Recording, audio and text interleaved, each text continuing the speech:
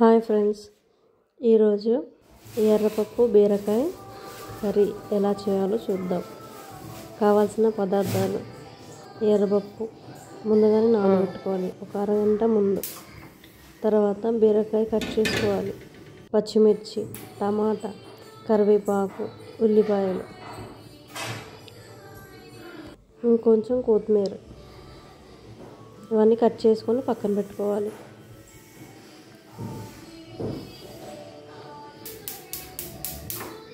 తర్వాత ఇప్పుడు ఒక బాండి పెట్టుకొని అందులో ఆయిల్ 1 టీ స్పూన్ ఆయిల్ వేసుకొని అందులో ఆనియన్స్, జీలకర్ర,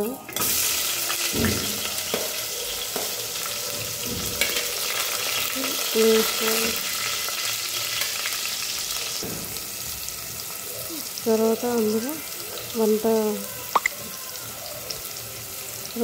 కొంచెం ఇంగువ వేసుకోవాలి. ఎందుకంటే ఎర్రపప్పు అనేది కొంచెం మందికి గ్యాస్లా ఫీల్ అవుతారు. గ్యాస్ ఉన్న వాళ్ళకి ఇంగువ అనేది కొంచెం వేసుకోండి. అందులోనే కొంచెం పసుపు, కొంచెం ఉప్పు వేసుకొని తర్వాత ఎర్రపప్పు వేసుకొని కలుపుకోవాలి.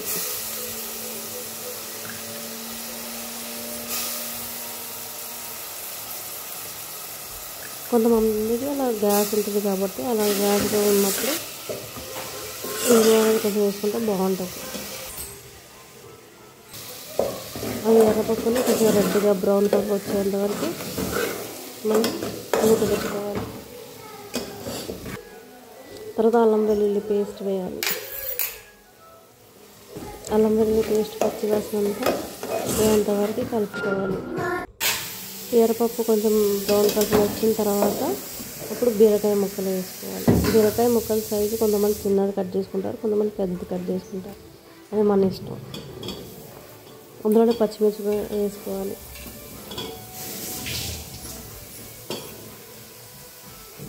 అందులోనే కరివేపాకు కూడా వేసుకోవాలి.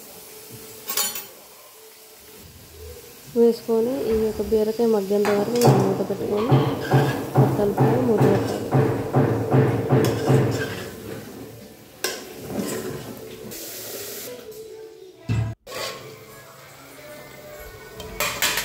5-10 నిమిషాల తర్వాత మూత తీసి చూసి మళ్ళీ ఒకసారి కలుపుకొని అందులో టమాటా యాడ్ చేసుకోవాలి.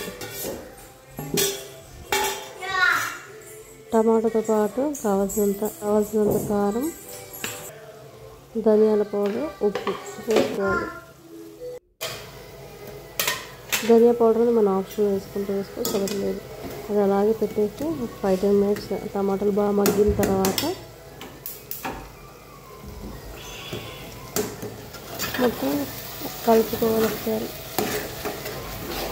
అప్పుడు పప్పు చూడడానికి టైం పడుతుంది కాబట్టి మనం అందులోనే ఒక గ్లాస్ ఆఫ్ వాటర్, ఒక గ్లాస్ కానీ గ్లాసున్నర కానీ వాటర్ పోయాలి. పోస్తే అప్పుడు ఎర్రపప్పు అనేది బాగా ఉడుకుద్ది. కొంతమంది కుక్కర్లో కూడా పెట్టుకుంటారు, కుక్కర్లో కూడా వండుతారు. కుక్కర్లో అయితే 3 విజిల్లు వచ్చేంత వరకు పెట్టాలి. లేదు ఇలా మామూలుగా బాండీలో అయితే ఒక 20 మినిట్స్ పట్టుద్ది పప్పు ఉడకడానికి. అప్పుడప్పుడు ఇలా మూత తీసుకొని చూడాలి. పప్పు ఉడికినట్టుగా కనిపిస్తే ఇంకా మన కర్రీ రెడీ అయినట్టు. ఎర్రపప్పుతో బీరకాయ చాలా బాగుంటుంది ఫ్రెండ్స్. ఇలా ఒకసారి వండి ట్రై చేయండి. చాలా టేస్టీగా ఉంటుంది వేడి అన్నంలో.